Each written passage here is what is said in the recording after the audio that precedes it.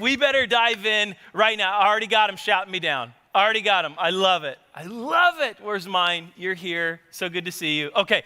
Already losing him. Already losing them. Here we are. Isaiah chapter 9 is like the classic Christmas passage. In fact, I think most of the Christmas cards that we receive have Isaiah chapter 9, verse 6. And unto us a child is born, unto us a Savior is given, and the new government will be placed on his shoulders, and he should be called Wonderful Counselor, Prince of Peace, Mighty God, right?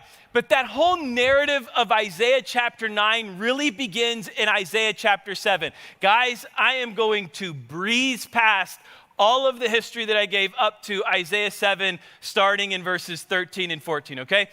Here's how the narrative starts. There's an evil king named Ahaz. He's the king of Judah. And Syria and Israel team up, and they're going to destroy Judah. And they're going to destroy King Ahaz. So King Ahaz goes to Assyria, and he becomes allies with Assyria. And he says, okay, look, they're going to destroy me. Will you become my ally?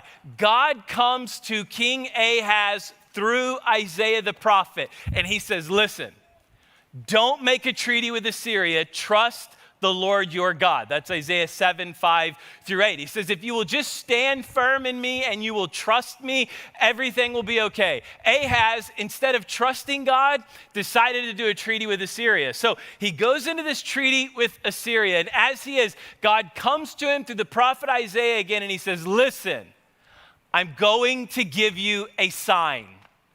I'm going to give you a sign, and if you will just catch this sign, everything's going to be okay. In other words, don't make the peace treaty with Assyria, just catch the sign. Here it is in Isaiah 7, 13 through 14.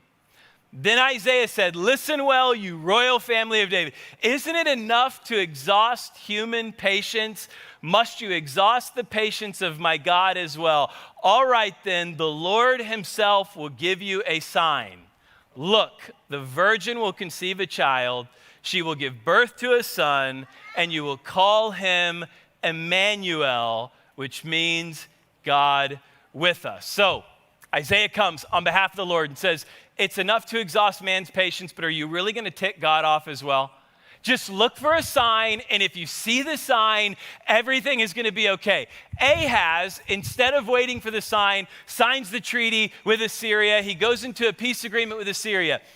Judah and Assyria team up. They take out Syria and Israel. They crush them. Then Assyria turns their backs on Judah, decimates Judah. So everybody gets destroyed, right?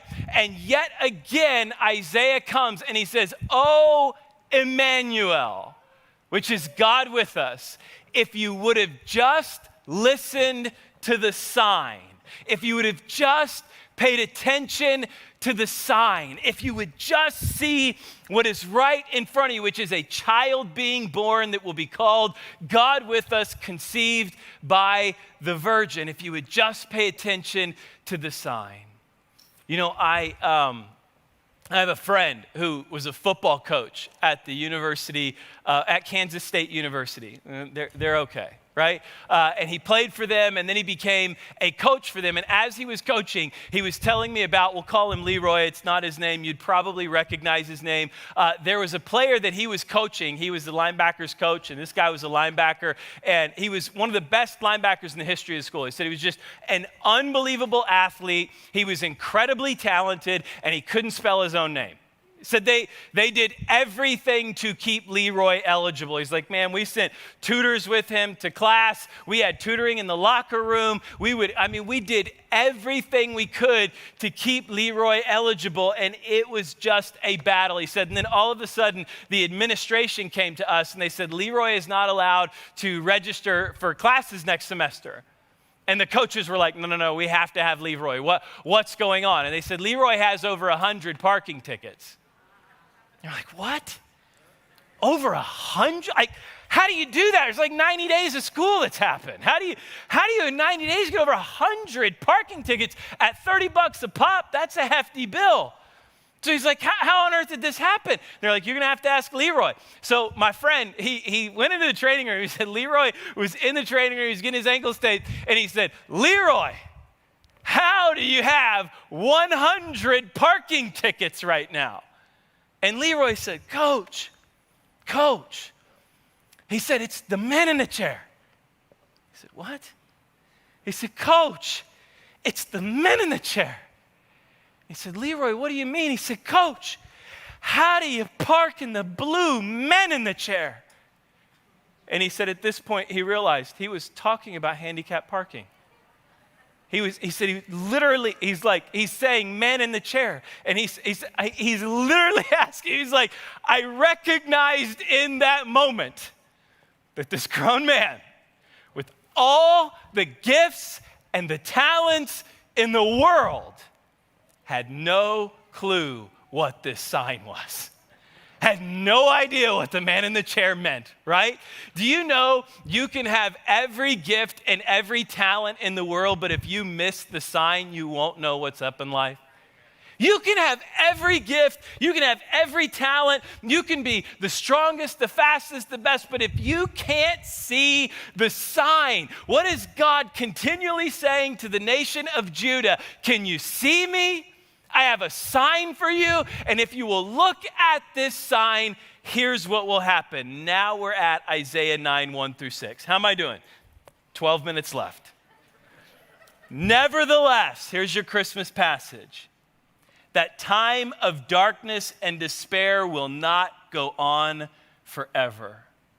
The land of Zebulun and Naphtali will be humbled, but there will be a time in the future when Galilee of the Gentiles, which lies along the road that runs between the Jordan and the sea, will be filled with glory. Verse 2, the people who walk in darkness will see a great light. For those who live in a land of deep darkness, a light will shine. You will enlarge the nation of Israel, and its people will rejoice. They will rejoice before you as people rejoice at the harvest, and like warriors dividing the plunder. For you will break the yoke of slavery and lift the heavy burden from their shoulders. You will break the oppressor's rod, just as you did when you destroyed the army of Midian. The boots of the warrior and the uniforms bloodstained by war will all be burned. They will be fuel for the fire. For a child is born to us. A son is given to us. This is the sign again. The government will rest on his shoulders, and he will be called Wonderful Counselor, Mighty God, Everlasting Father, Prince of Peace. The rest of the book of Isaiah, okay? We can just preach the whole book of Isaiah right now in 13 minutes, right? You start with King Ahaz. You start with a man who will not listen to the sign. He will not look for the sign. He will not pay attention to the sign. Isaiah chapter 9, God comes and God says, though you will be destroyed, the darkness will be gone, joy will be restored, and you will experience freedom. The rest of the book of Isaiah is the prophetic fulfillment and the pointing towards those three things happening, towards a light coming to the darkness, towards what's our second one? A rejoicing coming towards the brokenness, and third, a freedom coming to those who are oppressed. So tonight we have 3 points. Number one is light. Isaiah says, if you will pay attention to the sign of Christmas, you will experience light. If you pay attention to the sign of what Christmas actually is, you'll experience light. Isaiah 9 verse 2, he said, the people who walk in darkness will see a great light. For those who live in a land of deep darkness, a light will shine. The promise of Christmas is this, that there is a light in the despair. There is a light in the depression. There's a light in the desolation. Isaiah prophesies later in Isaiah 42:16. He says, I will lead blind Israel down a new path, guiding them along an unfamiliar way. I will brighten the darkness before them and smooth out the road ahead of them. Yes, I will indeed do these things. I will not forsake them. After the prophecy of Christ, Isaiah 60 verse 1, Isaiah says, arise, Jerusalem, let your light shine for all to see, for the glory of the Lord will rise to shine on you. John 1 verse 15, here's Jesus' fulfillment. The light shines in the darkness, and the darkness can never extinguish it. Isaiah says there's a light everyone can see. John is saying there's a light that darkness cannot extinguish. I don't know about you, but my children, okay, they can't. Parents, where are you at? Parents, let me see you. All our parents love you. I'm so glad you're here.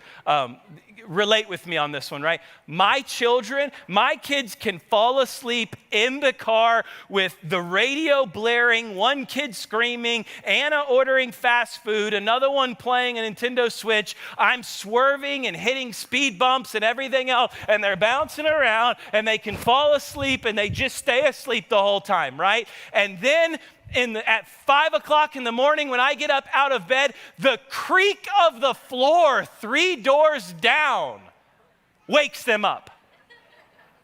I'm like, you sleep through a car ride in the middle of a thunderstorm with the radio playing, your brother screaming, and me swerving all over the road. And the moment I creak, you wake up?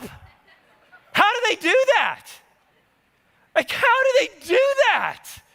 It drives me crazy. So for me, I get up at 5 o'clock in the morning. I have to have some time by myself with the Lord. The problem is I don't know how, but my kids hear me every time. So my routine in the morning is like this, right? I wake up and I twist that doorknob, and you know how you do it real quiet, and you close the door, and you get right at the threshold and then close, and then I'm walking around the downstairs. I even have my coffee pot on a timer so that it's ready, so it doesn't wake them up. And I'm getting coffee, and I'm doing all of this stuff in quiet.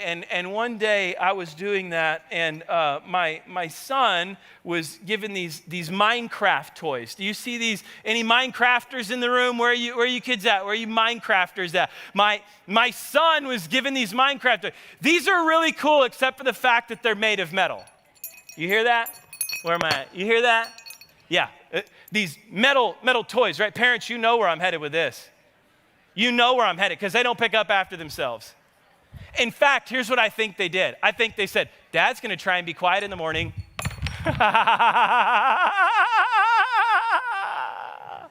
Right? So here I am, and I'm sneaking around, and I'm trying to be quiet, and I'm like, I just don't want to shoot, maybe? Darn. No, those aren't what I said. But it was in my head, right? I didn't want to wake him up. It was in my head. I didn't say it out loud. You get points for that. When you cuss in your head and not out loud, you get points for that one, right? It was in my head. All three of them were in my head. Not one of, but I hit them, and I'm like, and then I literally stumble, bump into this kitchen that we have in the middle of our living room, which I don't know why, and it's got metal pans on it. The metal pans fall off, cling on the ground, and what do I hear at 5 a.m.? Those little stomps running downstairs. Hey, Dad, what are you doing? Can I have a coffee too? You want to hang out? You want to play video games? You want to play Switch right now, right? And I'm like, ugh. So now my morning routine starts with this. I get up, cell phone flashlight. Anybody? I know you do. We've talked about this. Cell phone flashlight. And I have this light. And what do? I start looking at every step in my path, right? I'm scanning the floor. I'm scanning the sky. You can't trust these kids, right? If there's anything hanging or anything swinging at me, if it's like Indiana Jones, and I'm looking for like anything that may get in my way. And I have to have a light to do it. This is what Isaiah is saying. He's saying, listen, Ahaz, you are falling down a terrible path, and there is a sign that is coming to you. And if you will trust this sign, you will see. Your eyes will be illuminated. What did John say about Jesus? That he is the light of the world, and darkness cannot extinguish it. Here is what we should be looking for at Christmas. It's not the best sale. It's the light. What is the light that is leading my path? What is informing my spirit? What is leading me into my future? What am I trusting in and putting all of my trust in? What is guiding and leading me? It's the message of Christmas that there is a light. Why do we take these things, and we'll do it in a moment? We hold up these lights because he is the light of the world. And because he is the light of the world, he came to be among us. He left us, and what did he leave here on earth? The light. He says, you are not a city that is covered up. You should be a city on a hill, sharing the light. The first thing we see with Christmas is light. The second thing is this. 3 minutes, here we go. Rejoice, Isaiah 9 verse 3. You will enlarge the nation of Israel, and its people will rejoice. They will rejoice before you, and as people rejoice at the harvest, and like warriors dividing the plunder. Listen to this, Isaiah 35:10. Later on, Isaiah fulfills through prophetic voice. Those who have been ransomed by the Lord will return. They will enter Jerusalem singing, crowned with everlasting joy. Sorrow and mourning will disappear, and they will be filled with joy and gladness. Luke 2:10, here's Jesus' fulfillment. But the angel reassured them, don't be afraid, he said. I will bring you good news that will bring you all great joy. You know what's ironic about all three of those passages? Joy was promised in a circumstance that was a disaster. The nation of Israel was promised joy right after they had been destroyed by Assyria. Literally right afterwards. They spend the rest all the way up to about Isaiah 58 in captivity, in Babylonian captivity, which later becomes Assyrian captivity, and their lives are miserable. Yet what does he say? There is a joy. What was up with the Jews under Roman rule at the time of Jesus? And yet he comes and he says, don't be afraid. I have news that will bring you great joy. In World War II, the Ten Boom family was arrested for hiding Jews in their home, and they were taken to concentration camps. Corrie Ten Boom and her sister Betsy bounced from concentration camp to concentration camp until they landed in a camp called Ravensbrück, which was it was the worst concentration camp they had been in. The only thing they were allowed to do in Ravensbrück that they weren't allowed to do at other camps was read their Bible and pray. So here is Corrie Ten Boom, and she's reading her Bible. I mean, this place, there was no food, there was no restrooms, there was no hygiene. It was just absolutely miserable for Corrie and her sister Betsy, and their bedrooms had so many fleas that they couldn't sleep, so they were up all night. And yet Corrie Ten Boom is reading her Bible, and she later writes about this in her journals, which have been published into a biography about her. She writes that she's reading through her Bible, and she reads 1 Thessalonians 5:16, which says, give thanks always. And she looked at her sister Betsy and she said, we need to give thanks right now. And Betsy said, for what? The fleas? Do you want to be thankful for the fleas, Corrie? And Corrie said, yes, even the fleas. And she writes in her journal, thank you, God, for the fleas. Thank you for the fleas. Thank you for the pain. Thank you for the difficulty. Later on, they found out the reason they were able to have Bible study and prayer inside of this concentration camp is because the fleas were so bad, the soldiers wouldn't go near it. The soldiers wanted nothing to do with it. And it was this joy that they found in their spirit in the midst of circumstance. You realize God can give you joy beyond your circumstance. God can give you joy beyond whatever you're living through or whatever you're going through. And he can take that joy and he can cultivate a spirit of gratitude where you may even thank him for things that don't make sense. You may thank him for challenges. You may thank him for difficulty. You may thank him that you get to walk through these times of suffering, because those may be the times that he is using to bring you closer to him. The second thing we see is joy. The third is this, freedom. We'll land right here. Isaiah 9, 4-5.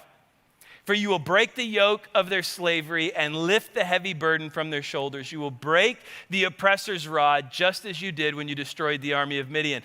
The boots of the warrior and the uniforms bloodstained by war will all be burned. They will be fuel for the fire. Look at Isaiah 61, verse 1. This is Isaiah prophesying about when Jesus comes, this is what will happen. The Spirit of the sovereign Lord is upon me, for the Lord has anointed me to bring good news to the poor. He has sent me to comfort the brokenhearted, to proclaim that captives will be released and prisoners will be freed. Jesus in Luke chapter 4 fulfills that literally by quoting it. It says, when he came to the village of Nazareth, his boyhood home, he went as usual to the synagogue on the Sabbath and stood up to read the scriptures.